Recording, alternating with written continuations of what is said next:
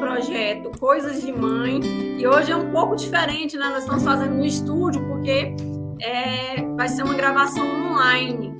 Nós vamos falar aqui agora com a Carla, que é médica, que foi a pessoa que nos auxiliou na época que nós tivemos um probleminha com a Helena. Eu não sei se todos vocês sabem, mas a Helena é o bebê que teve 70% do corpo queimado por problemas de reação alérgica medicamentosa. Nós estamos aqui com a mãe da Helena, a Luana. Luana, dá um tchauzinho aí pra gente, só para identificar. Oi.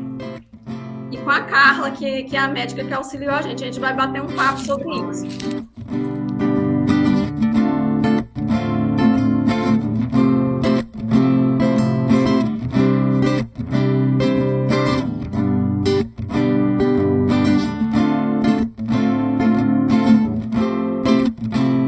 Eu já estou aqui, né, cheia de lenços, e eu sei que hoje vai ser choro pra caramba. Mas vamos lá. Luana, conta pra gente como que aconteceu esse probleminha com a Helena. Depois que você falar, e a Carla vai explicar do ponto de vista clínico o que é a situação. Porém, ela não vai falar especificamente da Helena, porque ela não foi médica da Helena. Ela vai falar do ponto de vista médico mesmo, que a medicina ensina para os médicos a respeito disso, tá ok? Ok, então, tá certo. Então, a Helena, com 4 para 5 meses, ela começou a ter umas crises convulsivas, que até então a gente não tinha a menor ideia do que era. Ela, desde quando eu estava grávida dela, a gente encontrou um tumor no coração dela, tá? E aí a gente foi acompanhando durante o meu pré-natal, sem saber ao certo o que se tratava. Como eu falei, dos 4 a 5 meses ela começou as crises convulsivas e a gente procurou um neuropediatra para ver o que seria. Foi nos indicado, numa etapa do tratamento dela, o remédio Lamotrigina, que ele é um anticonvulsivo, né? E aí a médica falou pra gente, olha, é o comprimido, vocês vão partir esse comprimido em 4 partes, vão começar uma semana com um pedacinho, passou a outra semana 2 pedacinhos, 3 pedacinhos, até fechar um comprimido por dia. Na terceira semana de tratamento, que a gente estava medicando ela começou a apresentar febre. Só que até então a gente não sabia que era por causa da lamotrigina, né? A gente estava medicando ela normal, sem saber, e aí do nada ela começou a apresentar febre alta, 39, 38.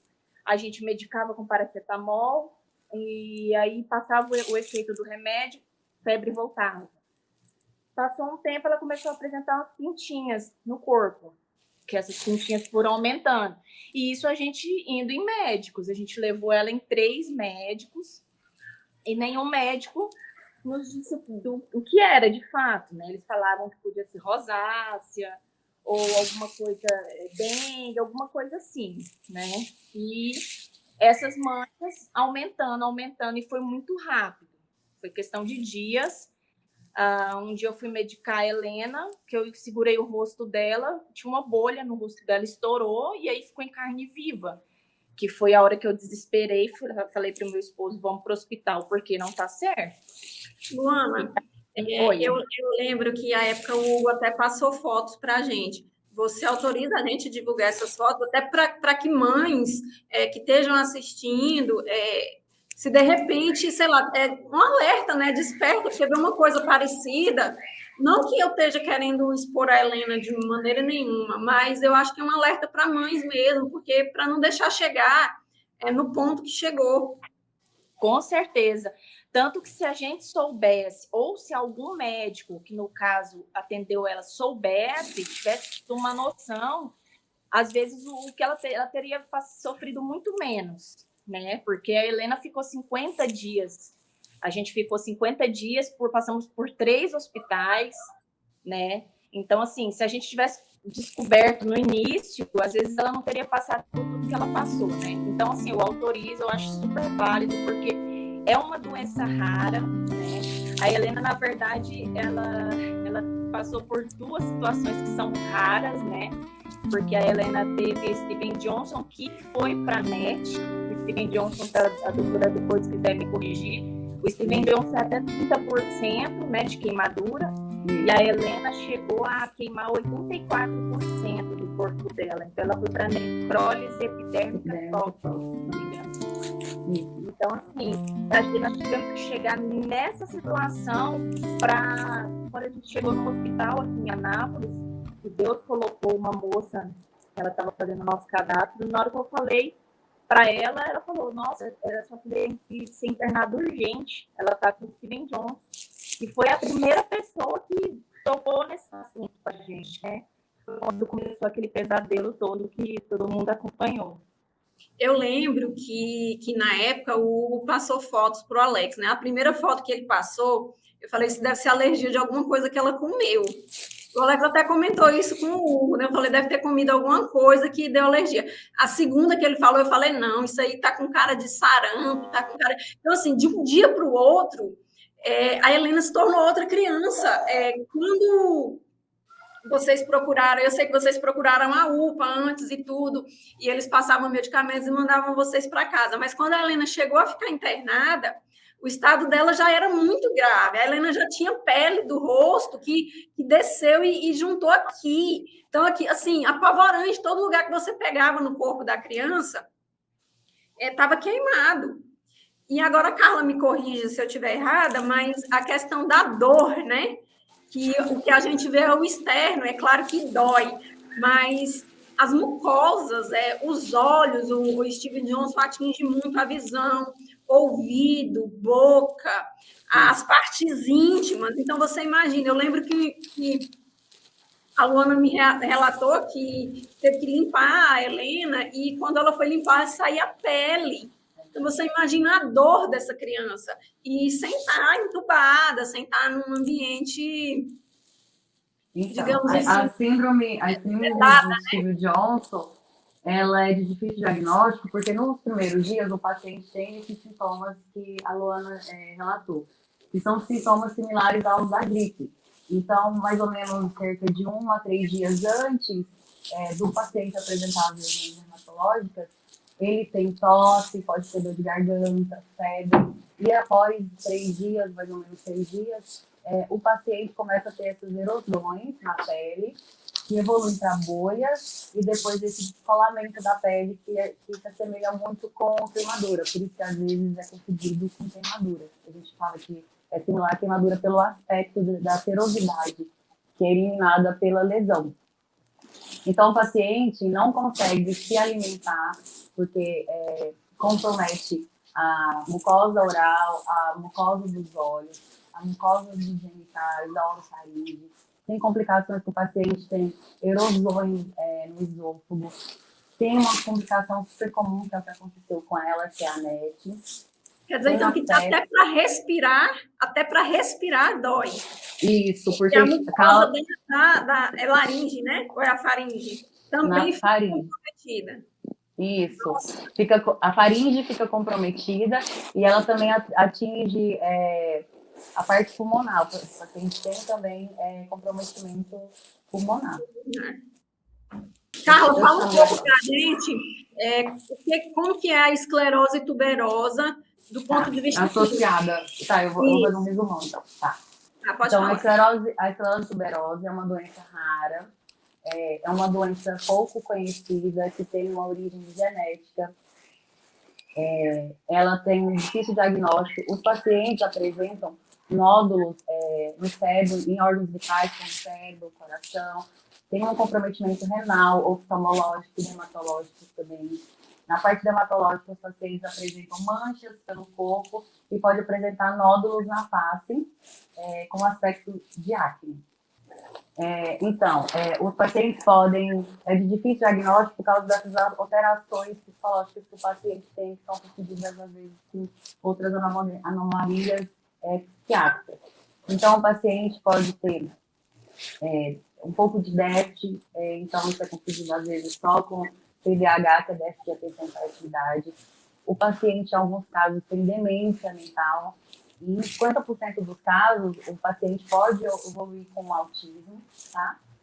Então, isso só é diagnosticado através de uma equipe multidisciplinar, através de exames de imagem, como a tomografia, a ressonância, a craniografia. E o tratamento é baseado nisso, né?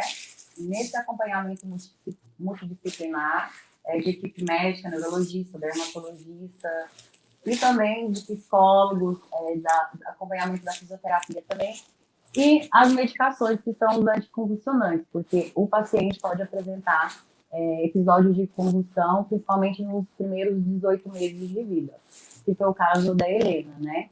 Ela tomou medicação para essa patologia e acabou desenvolvendo a síndrome de Stevens-Johnson, que também é uma doença rara, ela não tem um mecanismo exato, não tem um mecanismo conhecido exato, mas é uma doença que atinge a pele e as mucosas, né? Ela é causada por reações inflamatórias e imunológicas agudas, em resposta a algumas medicações e em resposta a algumas infecções. Algumas das medicações que podem acarretar são anticonvulsivantes, como foi o que ela usou, pode ser acarretado por sulfonamidas, alguns antibióticos como a amoxicilina, a ciclosporina, até mesmo por analgésicos, anti-inflamatórios, antirretrovirais. Então é importante... A letalidade do Steve Johnson, mesmo quando ele se transforma NET, que é a mortalidade é menor que 5%. Então, é menor que 5% a letalidade. A mortalidade é menor que 5%. Mesmo a NET. Então, é mais, digamos assim, o susto do estado que fica... Na verdade, é um paciente que ele precisa de um cuidado intensivo dentro de uma unidade de queimados. Então, é um paciente que tem que ficar em unidade de terapia intensiva para queimados, devido aos cuidados que ele deve receber. Porque ele deve receber um antibiótico adequado, porque um dos fatores que causa, desencadeia a síndrome de Stevens é o antibiótico. Então, ele tem que receber um antibiótico adequado, a hidratação adequada, ele tem que receber sonda nasogástrica, porque como ele não consegue se alimentar direito por causa das lesões na mucosa, e também como essas lesões que parecem queimadura, elas eliminam uma seriedade muito, muito grande, o paciente ele tem uma eliminação hidroeletrolítica, que a gente chama, perda de água e sais, além de proteína e perda calórica devido a essa eliminação de serosidade. Então, é uma junção de situações que o paciente precisa de cuidado. É um paciente que precisa ficar isolado, não é uma doença contagiosa, mas ele precisa ficar isolado e precisa de um ambiente aquecido, devido aos traumas cutâneos, porque a pele do paciente fica bastante sensível, então ele tem que ficar num lugar aquecido, num lugar isolado, para ele não ter o menos possível de trauma na pele. Tá ok. Carla, eu vou me despedir de você, porque eu sei que você está aqui plantão. Te agradeço demais, tá? A contribuição. E depois a gente volta a conversar. Provavelmente vão ter outros vídeos para a gente falar sobre isso, tá? Obrigada pelo convite. Boa sorte, Luana, com a bebê.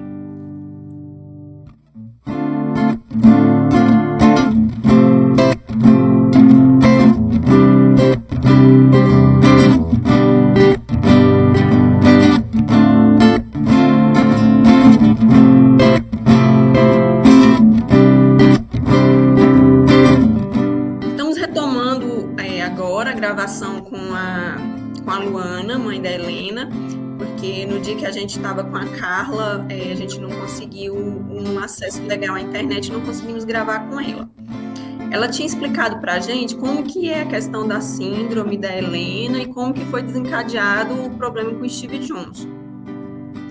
E agora, Luana, eu quero que a gente aborde a questão da UTI. Como foi a recepção dessa notícia de que sua filha tem um problema raro e ela vai ficar na UTI um período bom, assim, porque a gente já sabia, né, que uma vez conseguindo a vaga de UTI, ela teria um tratamento longo devido à gravidade do que a alergia ocasionou nela. Então, quando nós saímos aqui do Hospital de Queimados, aqui de Anápolis, e fomos de ambulância para Goiânia, lá para o GOL, eu já sabia que nós iríamos para uma UTI, mas sem noção nenhuma do que iria acontecer, né? Porque até então nunca tinha ido para o hospital, nunca tinha acompanhado nenhum parente, nunca tinha vivido essa situação antes, né? Então você chega meio aérea, assim, sem saber para onde você vai, o que você tem que fazer. E aí, quando eu entrei na UTI, ela já estava lá, eles já estavam estabilizando ela, né? E aí você vê aquela situação e você tenta viver cada dia, um dia de cada vez, né? Você não sabe quando você vai sair de lá. Você fica... eu orava todos os dias para ela não ter uma piora. Ela teve, em 2 momentos, ela teve 2 pioras, né? Que foi quando os rins dela começaram a querer parar de funcionar. Então, ela estava com a possibilidade de ter que fazer hemodiálise, né? E quando ela começou a precisar de bolsas de sangue, a Helena tomou 2 bolsas de sangue e uma bolsa só de plaquetas, né? Então, foram os 2 momentos bem críticos, assim, da recuperação dela, do tratamento dela. E você, como acompanhante, você fica ali, só resta orar mesmo, pedir para melhorar, todo dia melhorar um pouquinho. Todo dia de manhã os médicos passavam em cada leito, né? Se eu não me engano, eram 11 leitos dentro da UTI. E é aquela agonia, aquela aflição todo dia, você com medo. Eu ficava assim, olhando para... Quando ela estava com um problema nos rins, eu ficava olhando para a bolsa, né, de urina, né, que ela estava com sonda. Eu ficava falando, filha, faz xixi, faz xixi, faz xixi. Ficava medindo. Então, assim, é um pavor que você tem que... Não tem para onde você correr. Você tem que tentar se manter o mais tranquila possível e ter muita fé, né? Graças a Deus, eu tive o apoio da minha mãe, né?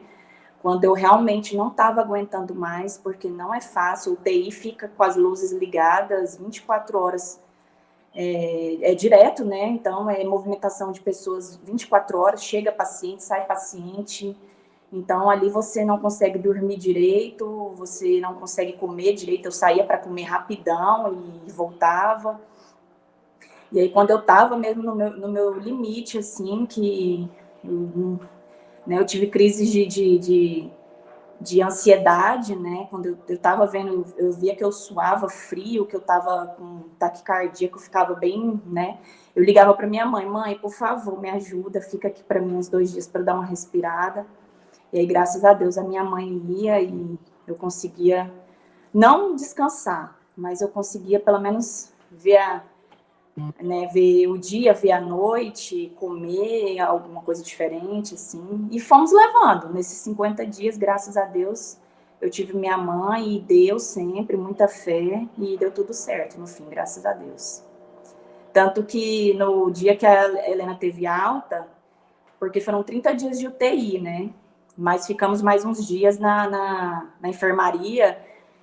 E aí teve toda a questão da Covid, então entrou algumas pessoas com suspeita no mesmo quarto, aí tiveram que realocar a gente para outro quarto, então, e a gente com aquela expectativa de alta. Então, assim, é super estressante. A gente vive ali a mil, muita emoção. Falou que é criada uma rede de apoio de mães de UTI, porque ali na UTI é uma UTI infantil, então só tem crianças. E eu lembro que você me falou que tem uma mãe que já estava há anos, né? Parece que desde que o bebê nasceu, que parece que está esperando uma cirurgia, uma coisa assim. Então, assim, tem pessoas que vivem essa tensão anos e que não tem a rede de apoio que você teve. Uma coisa que me marcou muito foi o fato de você ter dito que quando você saía, você falava, eu quero um sanduíche, porque lá você só comia comida de hospital. E aí, por aí, a gente imagina, assim, uma coisa simples, um sanduíche, mas que a pessoa que está ali vivendo aquela situação não tem acesso. E para a gente que ficou aqui de fora acompanhando, foi muito tenso também, porque vocês ficaram alguns dias, né, sem dar notícia, até porque eu acho que não tinha um processo evolutivo rápido que se pudesse noticiar. Não, gente, ela continua evoluindo um pouquinho a cada dia. Eu lembro que eu falava muito com o Hugo, e falava, Hugo, cuidado com a Luana, tem cuidado com a Luana, porque o cuidador, ele também adoece. Porque o paciente, ele está ali sendo cuidado, ele tem ali uma janela de pessoas ao redor dele.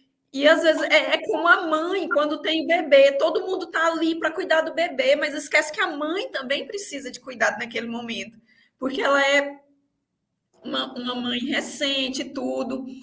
E depois de toda essa tensão, Helena recebeu alta, e aí foi onde você conseguiu descobrir o diagnóstico da esclerose. Porque até então a gente sabia que a Helena tinha um probleminha, que ela tinha esse ciclo de convulsões, mas a gente não sabia ao certo o que ocasionava. Fala para mim como foi descobrir, como foi a tua reação ao descobrir que a Helena precisaria de um tratamento especial. Olha, Kelly, eu te falo que não é fácil, porque eu planejei muito para ter a Helena, sabe? E eu não vivi, desde quando eu estava grávida, eu ainda não vivi aquela maternidade normal, né? Porque é muito difícil, porque a esclerose, ela é uma doença rara que você não sabe o que vai acontecer. Você só tem que pedir a Deus para que, de todos os problemas que ela pode vir a trazer, que a Helena tenha o menos grave de todos. Então, você vive com medo. Eu ainda não consegui acompanhar de fato a maternidade, né, padrão, assim, que é ver sua filha falar as primeiras palavras, ver sua filha dar os primeiros passos.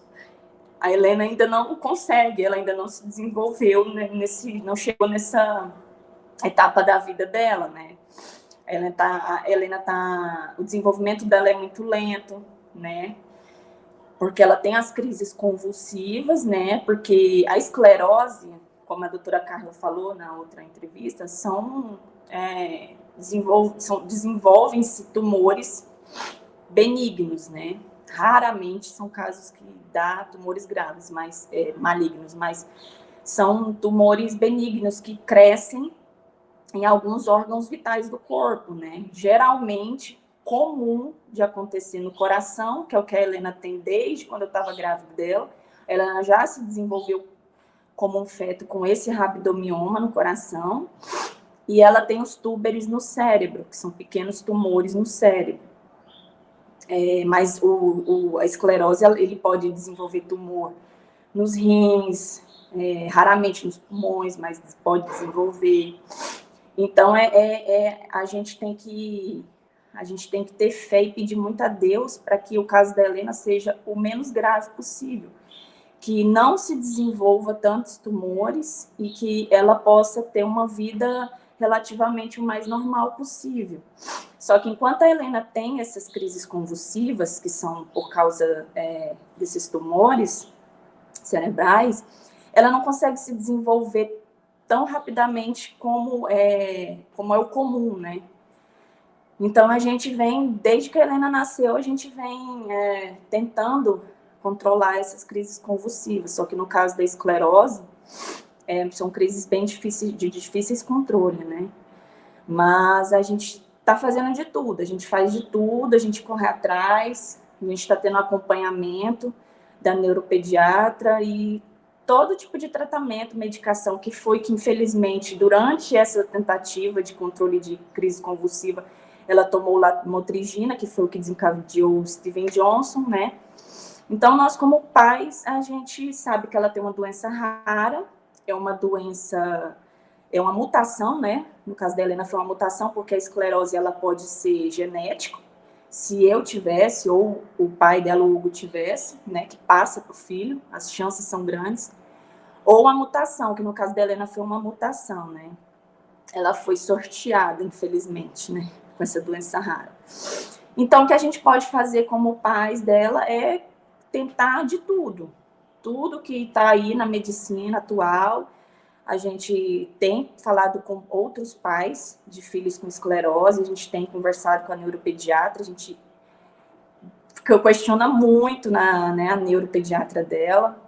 Inclusive, agora, nos próximos dias, a gente vai tentar um outro tratamento hormonal para tentar dar uma qualidade de vida para a Helena o melhor possível.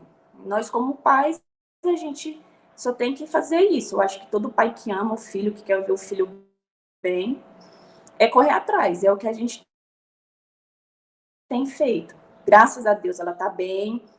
A questão do Steven Johnson, ela está... Todos os médicos, o pessoal ficou admirado com a recuperação da Helena, graças a Deus. Ela tem algumas cicatrizes na pele, né? Mas como ela é um bebê ainda, vai crescer, a pele vai esticar, né? Ela vai crescer, então as chances dela ficar com alguma marquinha são bem poucas. Mas isso para mim é o de menos, né? E agora a gente está aí, seguimos na luta, cuidando dela e, se Deus quiser, ela vai se desenvolver no tempo dela e vai ter o máximo de saúde possível, que é o que a gente luta, né? Nova gestação. Porque a Luana está grávida já de 33 semanas? 34 semanas, já é mais um mês, está nascendo a Ana.